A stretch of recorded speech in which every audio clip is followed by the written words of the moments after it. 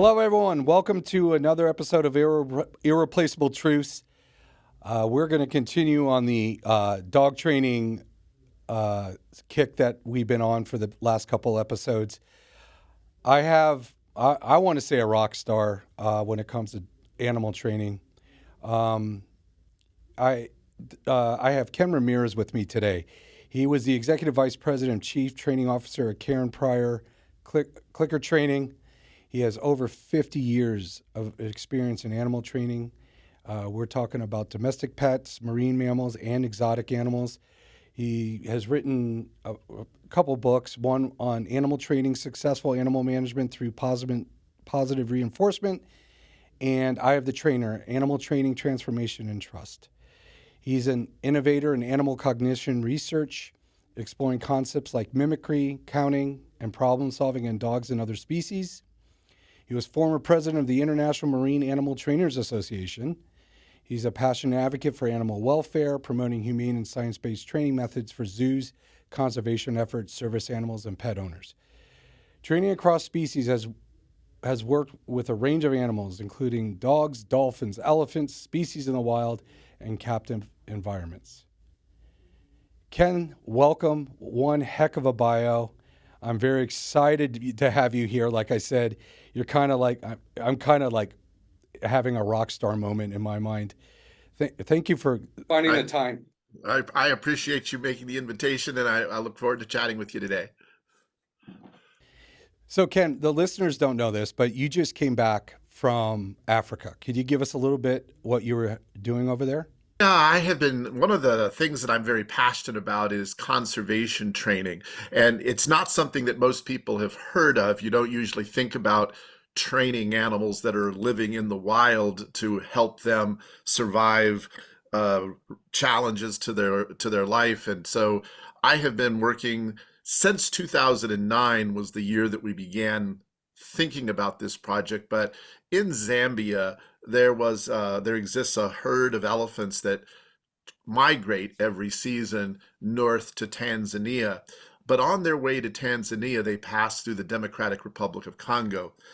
Poaching of elephants is, of course, illegal throughout the world, but uh, oftentimes certain countries don't have the manpower or the ability to really uh, police those efforts. And so what was happening during the past 30 plus years is that every time these elephants crossed the border out of Zambia into the Democratic Republic of Congo, they were being slaughtered, and approximately 70 to 75 elephants were being killed each year as the animals made their annual migration north.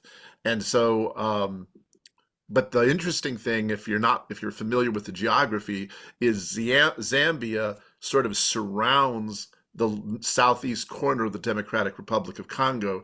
And so Zambia has really good poacher protection laws, but the Democratic Republic of Congo does not. And these elephants literally pass through the corner of the Democratic Republic of Congo and re-enter Zambia again 125 miles later. And it's just that 120 plus miles of terrain that is very dangerous for them. And so the question was asked, could we create a new migration route that bypasses the Democratic Republic of Congo? And so that is what we began working on and establishing a possibility of doing and getting the permits for that from 2009 until 2017. In 2017, we were issued permits to do this project, and we had a setback in 2017 when the poachers found out that we were trying to make this happen, and they attacked our group, and 5 of us, myself included, were seriously injured and hospitalized. And I think their thought was that it was going to derail the project, but it didn't. But we did delay the start of the project until 2018. 2018 was the first year that we actually managed to start the training process and managed to successfully reroute a herd of 374 elephants around the Democratic Republic of Congo. And that year, 2018, was the first year that herd lost no animals to poaching. We have now, this year we just completed our 7th year of rerouting the elephants. And so we've got 7 successful years of the animals moving on a new route toward Tanzania. And our goal is to be completed in 10 years. The idea being that they will have learned to go the new route and we won't need to be there to guide them the new way, that they'll have learned to do it completely on their own. So we're on the tail end of this project and we hope to have it wrapped up in 2027, where 2028 will be the first year that the elephants hopefully will take this new route without any help or guidance from us. That's the short summary of the project. So That's crazy. So, but there will always be people in Africa, I guess, that will always be on standby watching the herd, making sure they are still going the right route.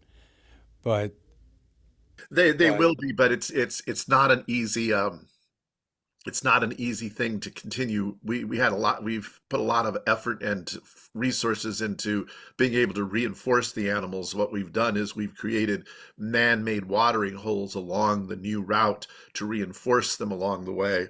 And at the beginning, we constructed a very large barrier out of trees to keep the animals from going the old route. We've now removed that barrier, and the only thing that's still there are the water holes, but we have to, because of the concerns for the impact of other species, we are only allowed to put the man-made watering holes in a couple of weeks before the migration, and we have to have the water holes removed a couple of weeks after the migration. And so it's a very labor-intensive effort to do this.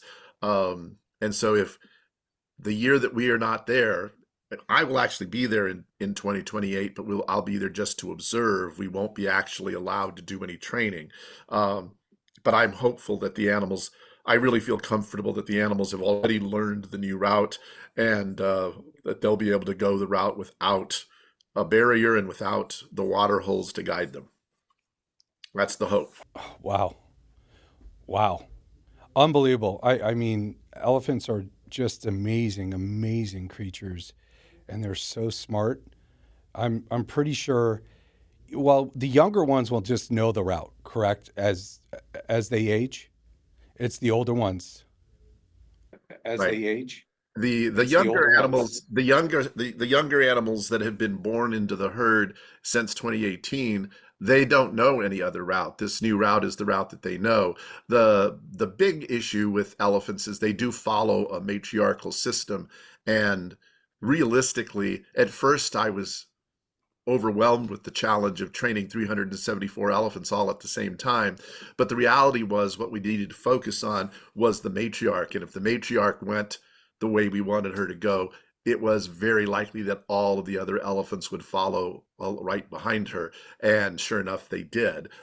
So it was not as complex as it could have been if we'd had to really teach it to every single individual elephant in the entire herd.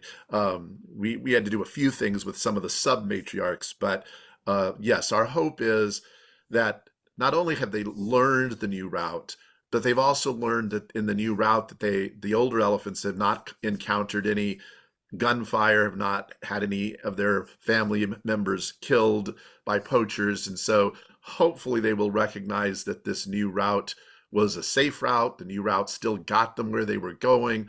Um, and um, and a lot of the younger animals will, of course, that will be the only route that they know. But there's a lot of unknowns about it. This is not something that has ever been done before, which is actually true of most of the conservation projects I work on. Every one is unique. Every time it's a different species of animal, and we're trying to do something a little different, or a little unheard of.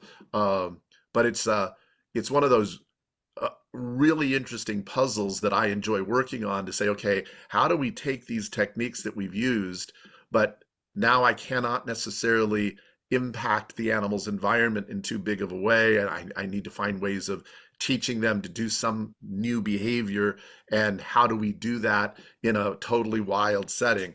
They're challenges, they're like mental puzzles that I have to work out, but it's been very rewarding when we've seen them succeed. And now I've been doing this kind of conservation work for almost 30 years, and so it's becoming a little bit more recognized and a little bit more common, but it's still not a normal thing. It's still, we have to reinvent the wheel every time we suggest a conservation type training project because it's just not something that most conservation biologists have ever heard of before. So, what initially drew you into animal training?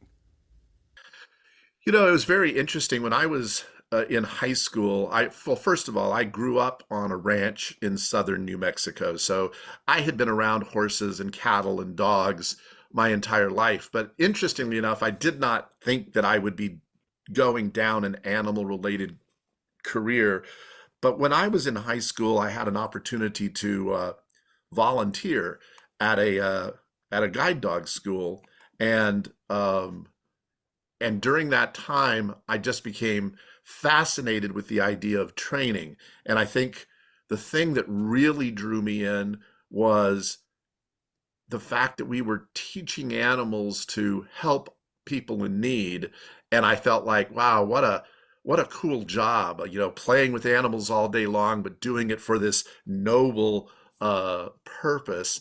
And then after a year of volunteering, they actually hired me as a youth handler, and that meant I got to groom the dogs and work with the dogs. And by my senior year in high school, I was actually a handler, uh, and I got to work with the dogs.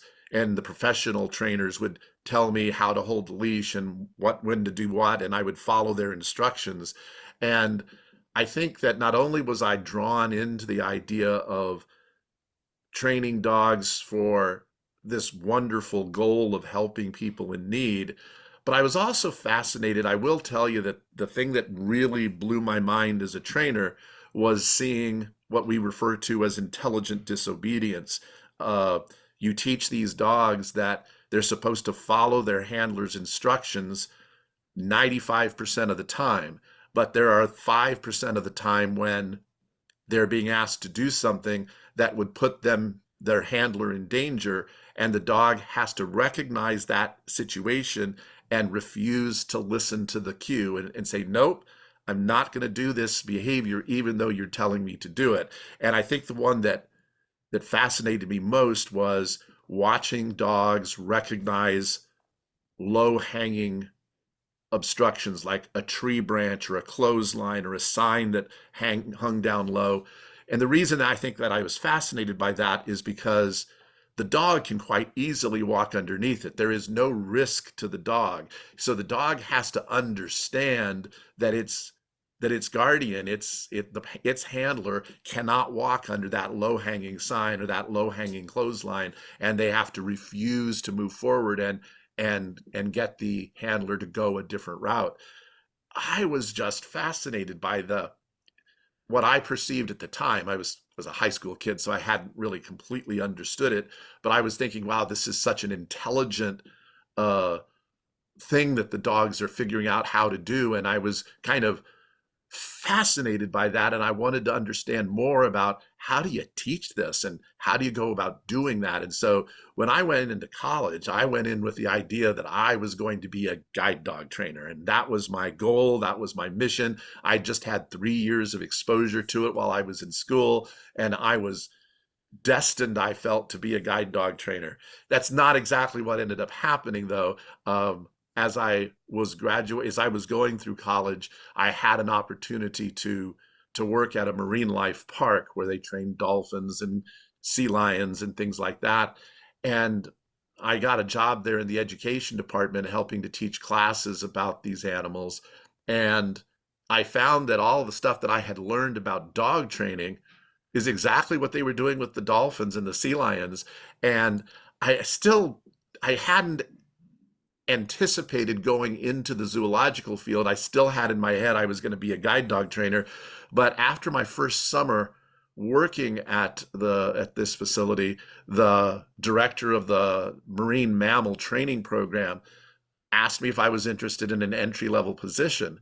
And I had never occurred to me to go into training some other type of animal, but I ended up getting that job and fell in love with that. and that was where I was really introduced to the world of positive reinforcement. And what I mean by that is, um, the guide dog school that I had worked at used positive reinforcement, but they didn't use it exclusively. They at that time, this was in the early 70s, so this was 50 plus years ago. Uh, at that time, uh, guide dogs were still trained using a few aversive tools, mainly to maintain obedience and to, punish a dog if they got off track. And so I had not yet been exposed to a world where positive reinforcement was really the only tool being used until I started working with marine mammals.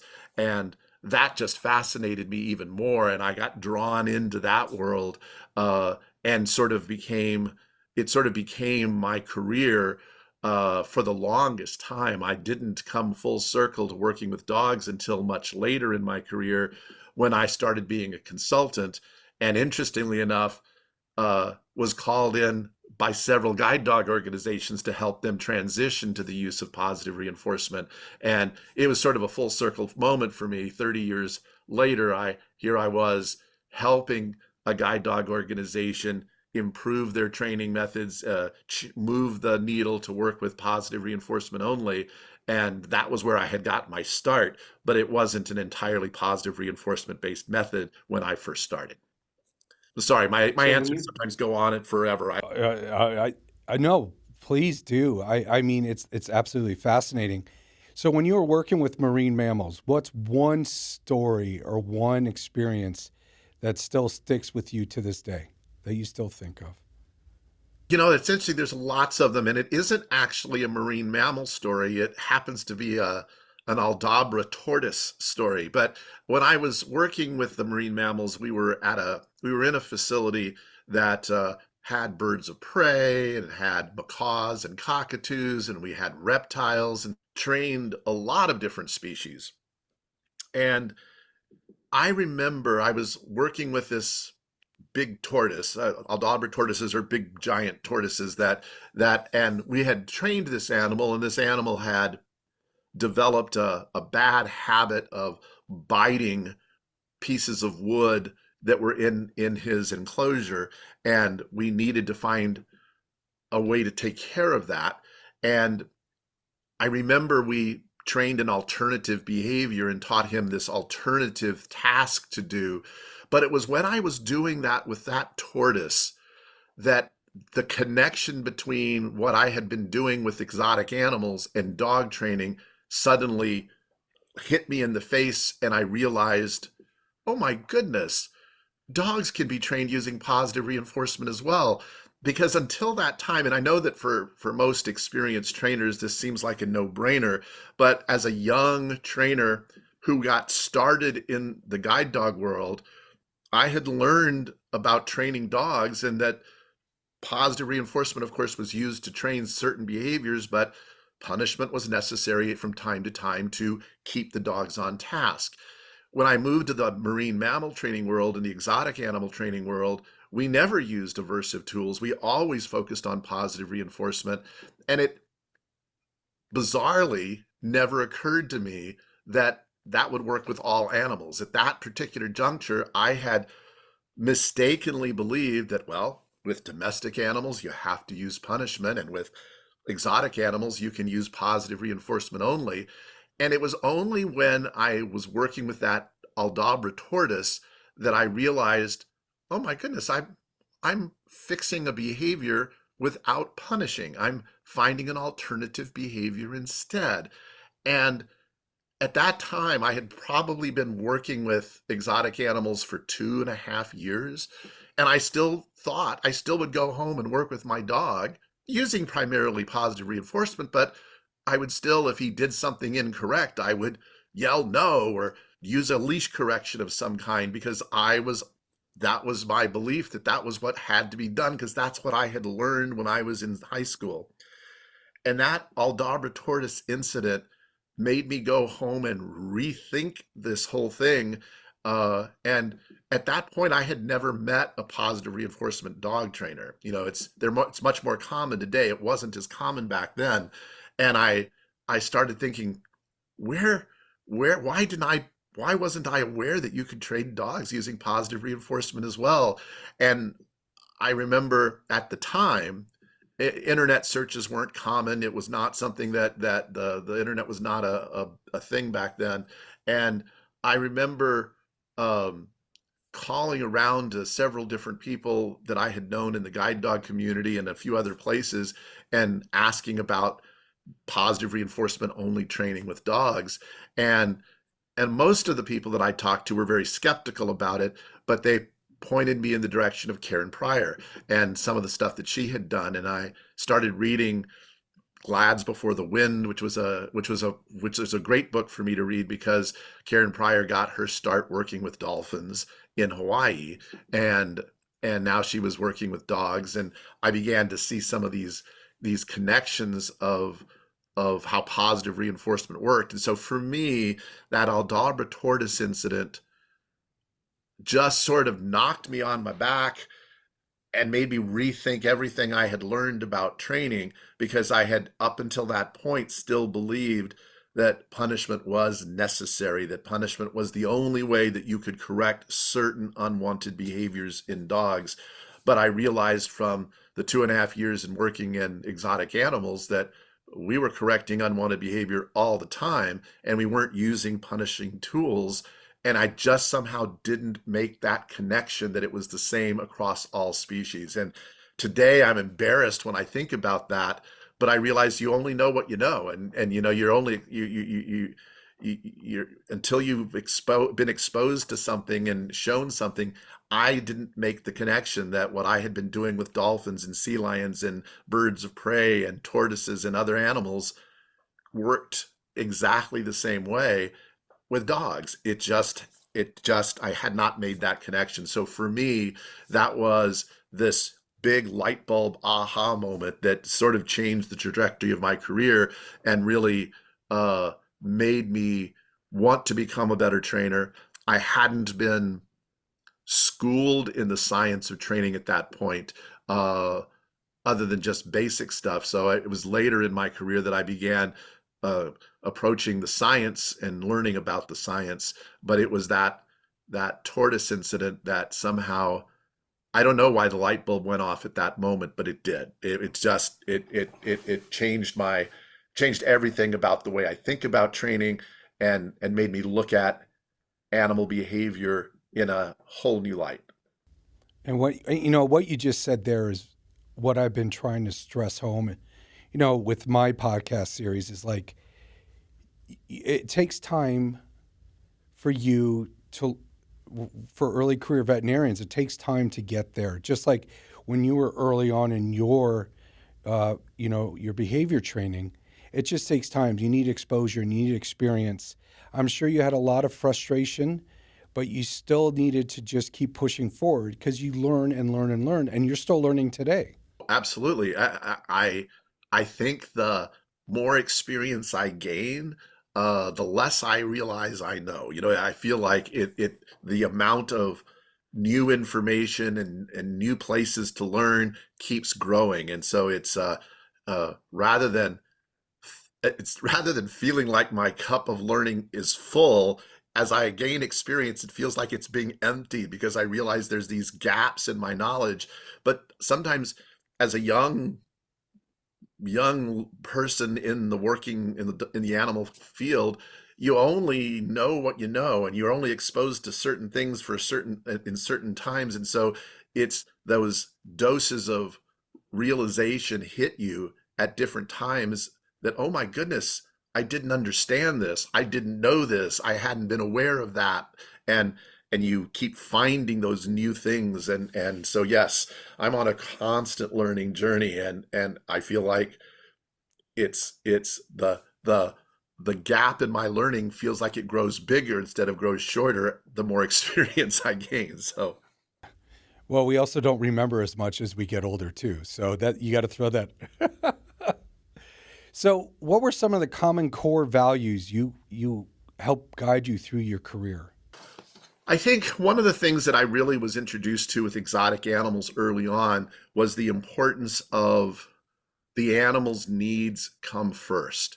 And it really shaped my philosophy about animal care.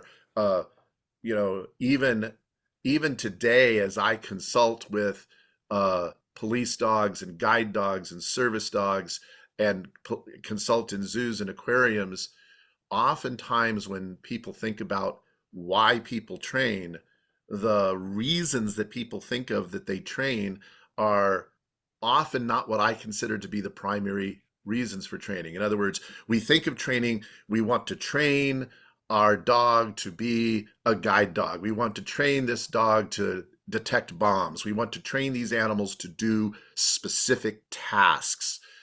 But what I learned in the zoological world was that that's a secondary reason for training. For me, when I look at training, I look at it from the viewpoint of the primary reasons we train are to help and benefit the individual animal in front of us.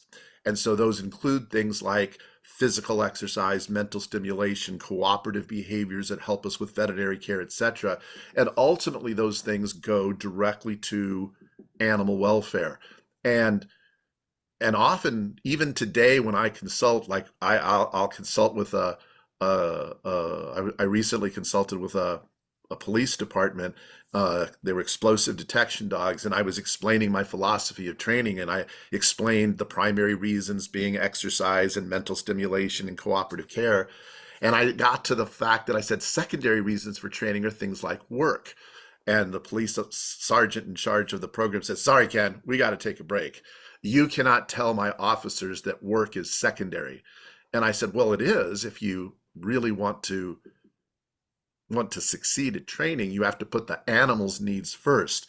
And he is saying, "No, that's not these officers are here to teach the dogs to detect explosives. That's the primary reason for training." And I said, "Well, then maybe you need to get a different consultant." And he goes, "No, no, no, no. We want you to be here." And I said, "Well, why do you want me to be here?" And he says, "Well, Homeland Security told us that when you started working with their program improved immensely." And I looked at him and I shrugged my shoulders and I said, "Yeah, exactly." And he said, "You mean that Homeland Security follows this philosophy?" And I said, "At least they do when I'm there." And he goes, "But I don't understand how that's going to make your dog better at finding explosives." And I said, "Well, I can't give you a scientific answer for that, but I can tell you this. I believe that when you take care of the animal's needs, when you put their needs first, they are happier, healthier animals. And dogs love to use their nose. They love to play games. They love to do things. And so when they are happy and healthy, training becomes a fun exercise that they want to participate in. And what you'll see is their work, the success of their work, the statistics of the data that we've collected on the work that they're doing, it improves. They get better at it because they're enjoying it so much and they want to do the task. And so putting the animal's needs first actually helps you get better results in the tasks that you're looking for. And so for me, my biggest core value is always focusing on the animal's well-being, always focusing on animal welfare, always guiding the trainers toward that idea of making sure the animal's needs are always being met. Because I think as a young trainer, you get in your mindset, I have to train the dog to do this particular task. I have to be goal oriented and I have to show that I can produce results by having my dog do these 35 necessary behaviors. And you're so focused on accomplishing those goals, you lose sight of the fact that your primary goal is to make sure that animal is healthy and their welfare is being met. And if you do that, you're going to accomplish the other things pretty easily. You still have to understand training. I mean, you can't just, animals aren't going to magically learn it, but you have to put the animal's needs before everything else. And it's surprising to most people how that aids you in getting your ultimate goals accomplished. Oh, wow. Yeah. So then let's take that philosophy and what kind of unique insights can you give to veterinarians about how to incorporate those ideas to reduce animal stress and improve cooperation during exams, especially when they come in, they're stressed, their owner's stressed, they're anxious, their owner's anxious. They feed off each other. Yes, they absolutely do. I think for me, it's an interesting question because I've often found that the best animal care programs are often ones in which the veterinarians and the trainers are actually working hand in hand in a very cooperative way. But unfortunately, in a lot of organizations, I often don't see that. I often have to remind the veterinarians and the trainers that they're on the same side. They both care about the animal's welfare, they both care about the animal's well being. But oftentimes, my experience has been that veterinarians, unless they've been exposed to training in a big way, um, they often don't recognize the value of training. I've often seen veterinarians, and it's same true of trainers, that think about training as this task-oriented goal, and so consequently, they don't think about the fact that training can help you teach animals to cooperate in their own care. And the benefit of that is the reduction in stress and in the reduction in anxiety by that comes with visiting the veterinarian. And I think that if more veterinarians recognize the value of training, if more trainers recognize the value that the veterinarian brings, if there was a more of a mutual respect between trainers and veterinarians, I think there would be this much better cooperative effort, which is what I think all of us strive for, but for whatever reason, there are obstacles that stand in our way. And I think if veterinarians could build relationships with some good positive reinforcement trainers, they could begin to see how so many vet care procedures could be made so much easier because the dogs can be trained to participate in things like blood sampling and nail trimming and other things that don't have to be stressful experience for dogs if you take the time to train it. But I just think that that's not something that is in most people's radar. They're not aware of that or not thinking about the kinds of veterinary procedures and care procedures that you can actually teach your dog to participate in and turn it into a game that they look forward to so that that procedure doesn't become stressful. Yeah, I mean you're talking about soft skills, which I make the argument that we soft skills are completely avoided in the education. We do not get much behavior training when we're going through school. It's something you kind of learn on the fly. And I 1000% agree with you because I made sure I knew of two or three very good dog trainers that could help me. Now, there is one thing I'd love to get your opinion on because it almost is a liability on our standpoint. If you have a dog who becomes aggressive towards kids or becomes aggressive in the household, what recommendations can you give to a veterinarian? Because if we say just we don't address it, it becomes our problem eventually if something happens. That's one of the hardest conversations you'll ever have to have with an owner other than euthanasia. Um, so any advice would be very much appreciated. Aggression is a big concern, and it's one that understandably people are worried about because if your dog is aggressive, then your dog's not welcome in certain communities. You can't go places with your dog. It becomes a danger for your own kids, for your own family. There's just all sorts of reasons why aggression becomes a serious concern. And before I answer that question, I think I would go back and say, I believe that one of the biggest stumbling blocks as people go to shelters and adopt dogs or go and get dogs, people want dogs or cats in their life.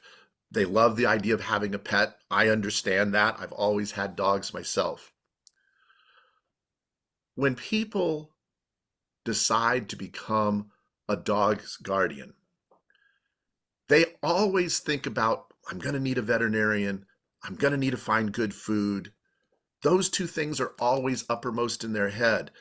But for some reason, the idea of training is not something that they think about unless they getting a brand new puppy, or unless they're having a problem like aggression, or unless they want to compete in some kind of sport like agility. Then they think about getting a trainer. And I think that's a mistake. I always think about professional animal care, and I think about what I call the cornerstones of good animal care. And to me, the cornerstones are having a good veterinary program or a health program, having a good nutrition program, having a good behavior management program, having the right environment, having the right social structure. All of those things form the foundation of a good professional animal care program. But for whatever reason, training is often overlooked or only thought of as important if they suddenly have a behavioral problem. They don't begin the journey by thinking about training. And when I work with people who are thinking about in doing a training program, and they'll say, I just don't have the time to invest in training. I haven't really thought about training in the last 6 weeks. I always joke with them. I say, that's like telling me I haven't thought about food for my animals. I haven't fed them in 6 weeks. Nobody would ever go 6 weeks without feeding their animal, but they will go months without training, without thinking about the behavior concerns of that animal. I believe the big problem we have, and the reason animals develop aggression problems and other unwanted problems, is because they start living in a home without those owners thinking about behavior and training as being a critical component to having a pet. I just I feel that we keep missing the boat. That dog, yes, they should have a vet. Yes, they should find the right food, but they should also be thinking uh, about training. They should be thinking about the environment that that animal's going to live in, and they should be thinking about understanding and how to read an animal's body language. So often, aggression develops because we don't recognize the things that we should be looking for. We don't recognize the signs of nervousness, discomfort, fear until they become big. Most animals really exhibit lots of telltale signs that they're not comfortable, and they keep escalating those signals until they get to the point that they can't find relief, and finally it pops out of them in an aggressive form. But there were all these signs far earlier that if you knew how to read those signs, you could have staved off the aggression. You could have modified the plan so that they didn't become aggressive because you recognized that they were uncomfortable. But they kept escalating those signs until eventually the only way they could get you to do something was to growl, to bite, to lunge, to become aggressive. And then that's a learned behavior, so you have to work extra hard to get rid of it. So for me, if I had a magic wand, I would say nobody should adopt a dog unless they recognize the importance of training and they understand how to read their dog's body language, because that's an important part of communication. Just like I feel like they shouldn't adopt a dog unless they have access to a veterinarian, they shouldn't adopt a dog if they don't have good food. Training is such a big part of it. And so for me, I wish we could solve the problem by starting with the information that pet guardians are given from the day they go in and say they want to adopt a dog. Um, that's where the problem starts from, is just subtle things that they don't recognize in reading an animal's body language. Um, but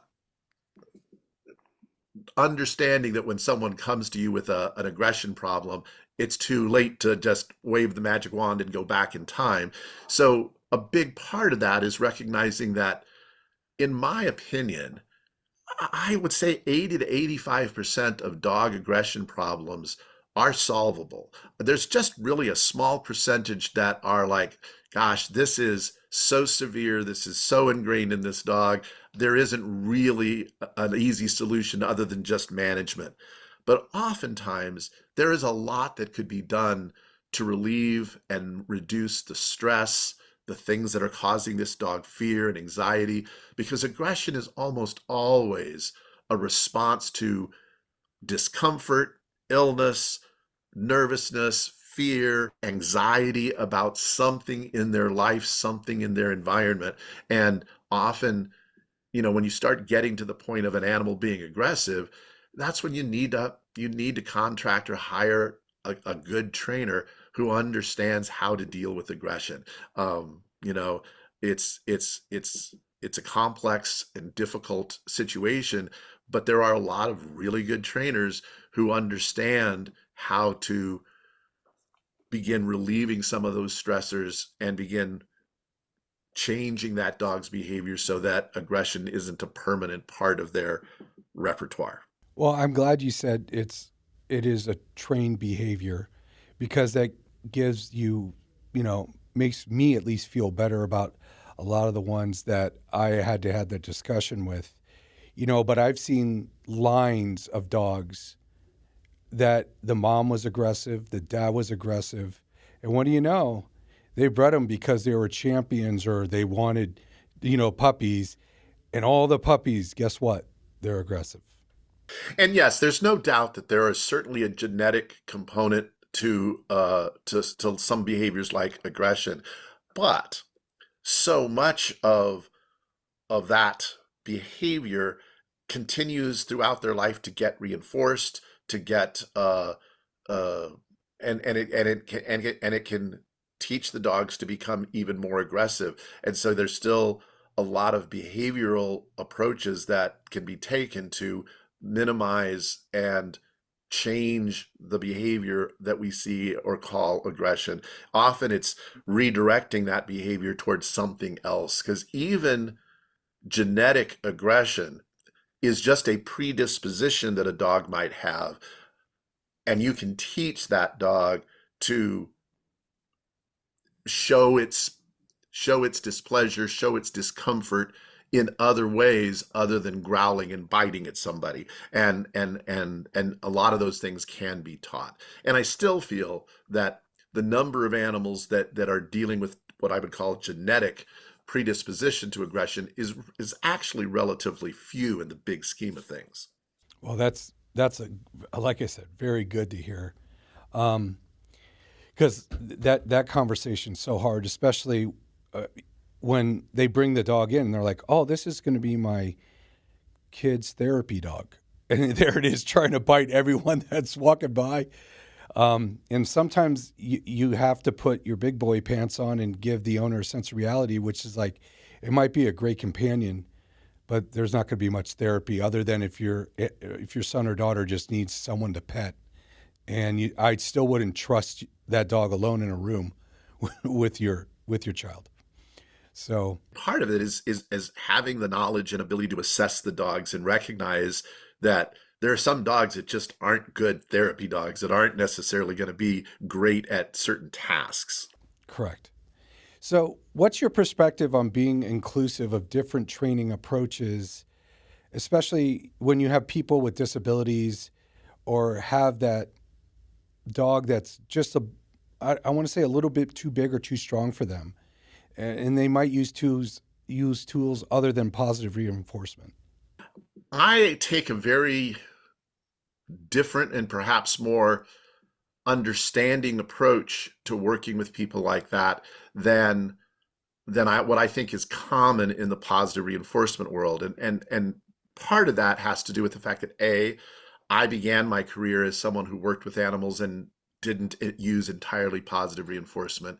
But I've also found that in my career, the majority of people who bring me in to work with them are people who have traditionally used aversive tools. And so, whether it's law enforcement or it's guide dogs or service dogs or search and rescue dogs, all of these dogs find themselves in situations where the traditional approach to training, even if they do really rely predominantly on positive reinforcement, will use aversive tools in the process and will use aversive tools when they feel they're necessary. My goal when going to work with an organization like that is to move them toward the use of positive reinforcement. But just like the training that we do with our animals, you cannot expect a dog guardian to be able to immediately go from using an aversive tool to not using an aversive tool overnight. They need to learn how to use the more positive tools. They need to find safe alternatives to the aversive tools. They have to begin to gain the confidence in using those tools. So when I go in to work with organizations that aren't entirely positive reinforcement, or when I'm working with individuals who still use aversive tools, I go in there with a good understanding of why, and I am very careful to never pass judgment or to make them feel bad for using the tools, because I understand why those tools are being used. I myself used them in the early days. And until you have an alternative, until you've learned how to teach an alternative behavior, until you've learned how to use other tools, it's the only tool that you know how to use that is going to keep you safe. And so my goal is to say to someone who invites me in is, you realize I'm a positive reinforcement trainer. So one of my goals will be to help teach you tools that can help replace the tools that you currently use. But I'm not going to expect you to just go cold turkey, stop using the old tools and start using the new tools right away, because I understand that there's some skill development there and there's some knowledge that you need to gain. And I'm happy to share that with you and show you how to do those things. And in my approach to working with those individuals, if they're here on this side and I want to get them over here, as long as I see progress in moving in the direction that I want to move them toward, I will continue to work with them. I will continue to help them, because it's clear to me that they are willing to learn some new tools and they are working toward developing their skills at using those new tools. So I'm very open to working with those individuals. And I, one of the things that I work really hard to do when I teach positive reinforcement trainers is to help those trainers keep a more open mind. And not too often, sometimes I feel that in the positive reinforcement community, we can be such sticklers about the need to be using positive reinforcement and the humaneness of it and the welfare benefits of positive reinforcement,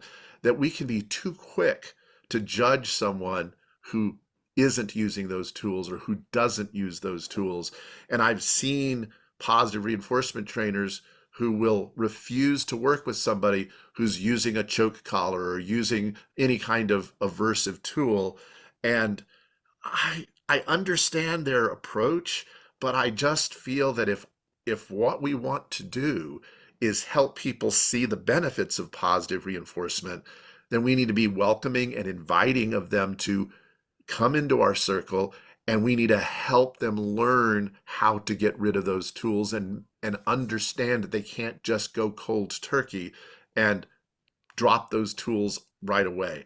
I'm very much a fan of approximating the owners, the guardians, to using new tools, just like we would approximate an animal to a new behavior.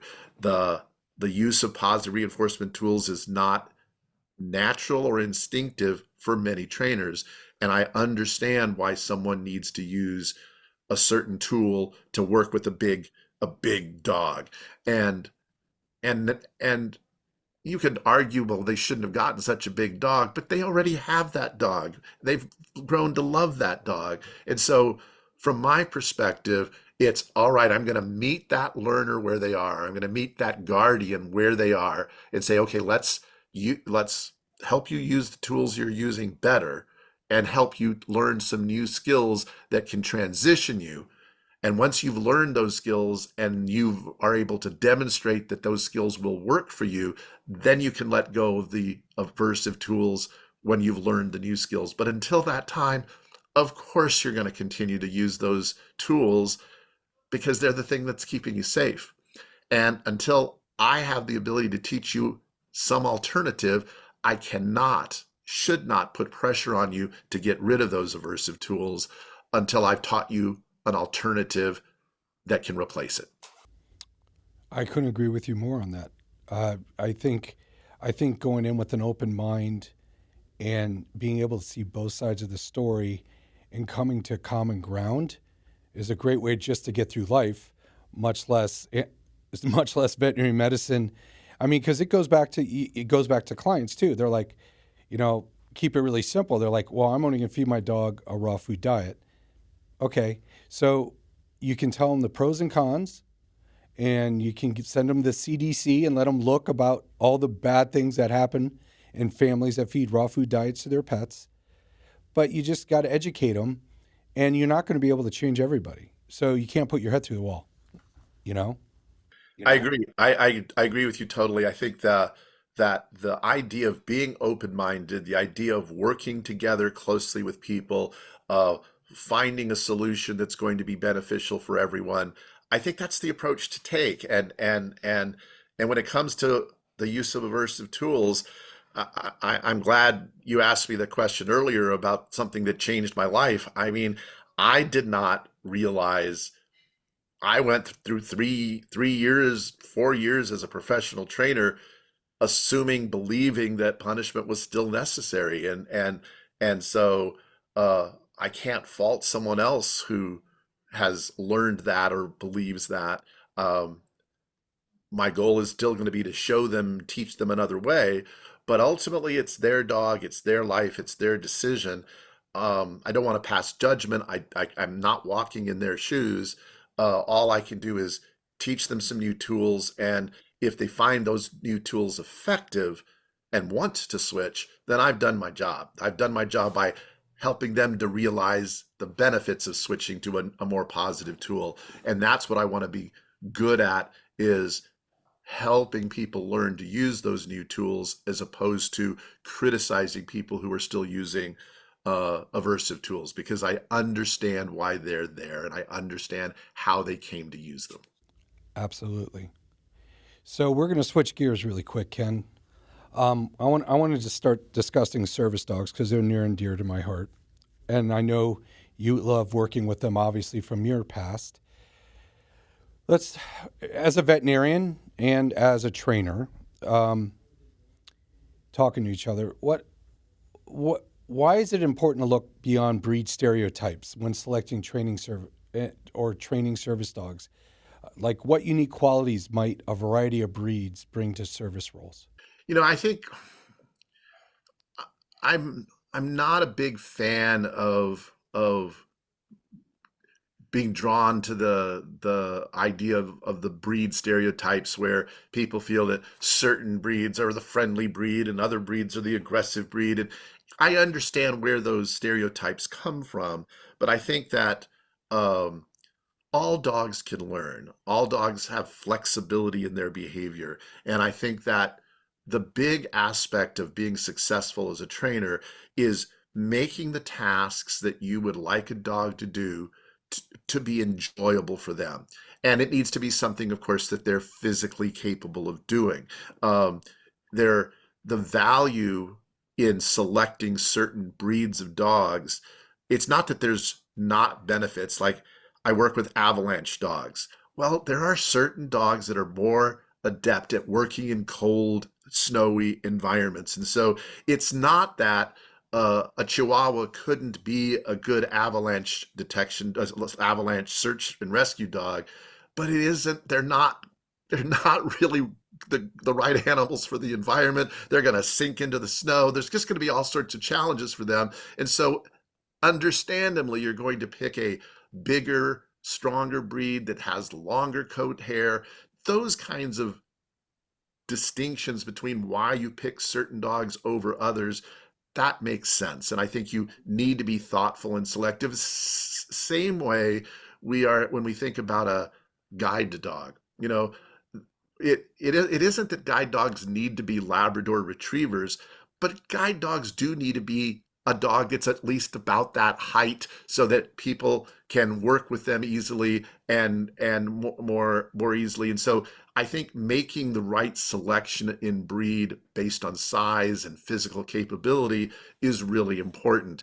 But I also think that sometimes we have biases in our head about the more friendly breed or the more aggressive breed.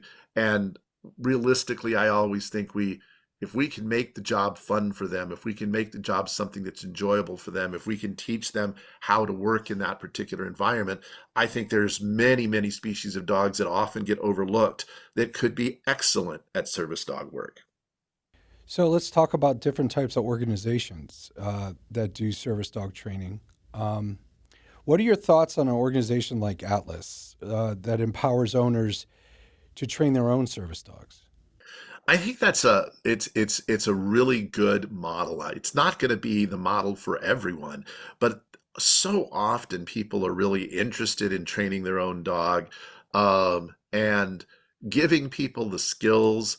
Uh, it just means that dog isn't necessarily going to need to come back for tune-ups as much, isn't going to need to have uh, retraining done as often because the dog owners themselves have done the training. And I think by teaching people how to train their own service dog, what Atlas does is it empowers those individuals to understand more about their dog. I think they become more responsible dog guardians. They training also builds a stronger relationship with your dog.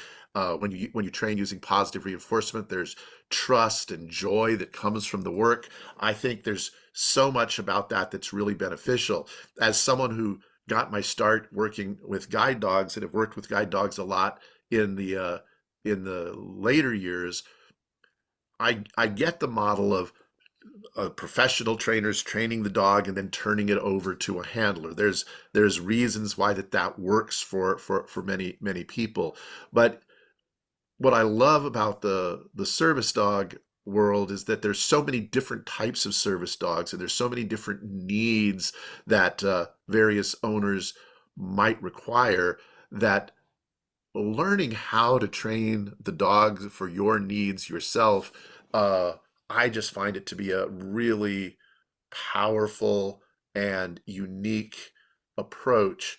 And I don't think it's right for every single dog owner, but I think the fact that Atlas focuses on that kind of model uh, really uh, benefits those owners in so many ways, from the standpoint of relationships, from the standpoint of being able to work through problems on their own, of the trust that is developed. All of those things I think are benefits that are really great in following that model. And so I know your time is very precious. So I'm going to just ask you one last quick question. If you could change one thing about the approach of animal welfare and the training in the veterinary medicine field, what would it be? Oh, I think I would go back to that idea of recognizing the value of training and the value of training for medical purposes. I think that I just see that value being overlooked. I would continue to really advocate for veterinarians to be more informed about behavior. I would advocate for trainers to build better relationships with veterinarians. I think that veterinarians and trainers are so valuable to the welfare of our pets. I just wish that veterinarians and trainers worked together better. And I've seen marvelous examples of it in many places. But I just sometimes think that trainers fail to recognize the the value that veterinarians bring to the table, and I think veterinarians fail to recognize the value that trainers bring to the table. Not all of them, of course, but I think if I could change one thing, it would be changing that relationship and changing that helping everybody recognize the symbiotic nature of that relationship and how beneficial it could be if we really worked together better. And I know that there are plenty of people that do work together well. I just continue to see that being a problem, and that's the thing that I would want to see changed first and foremost. Sounds good. Well, Ken, I'm definitely going to have you back because I want to get into the exotic animal side of stuff. I know many veterinarians, just like myself, just find that absolutely fascinating. You know, it's a field in veterinary medicine that's amazing. I remember on my board exam, it asked me the thickness of the fat at the dorsal fin on a beluga whale, and I was like, "Are you kidding me?" I just took the biggest. I think it was 9 inches. I don't know if I got it right or not. But then I had to think, oh yeah, if I'm working on whales, that's probably where I would give an injection. You know, but it took me forever to be like, why the hell do I care? But, you know, that's just, I guess, how life is. So, Ken, thank you for everything you've done. Thank you for everything you're doing. I mean, I as veterinarians, we couldn't agree with you more. A great majority of us believe in the animal welfare piece, to give these animals the best life possible. And from your point of view, when it comes to training, we need to stand up as veterinarians and be like, you know, sometimes they need a break. And if things aren't going right, there's probably other avenues you need to address. And so I think that's a very important take-home point myself. So thank you, Ken. And we will talk to you again soon. Thank you so much. Bye-bye. Bye-bye.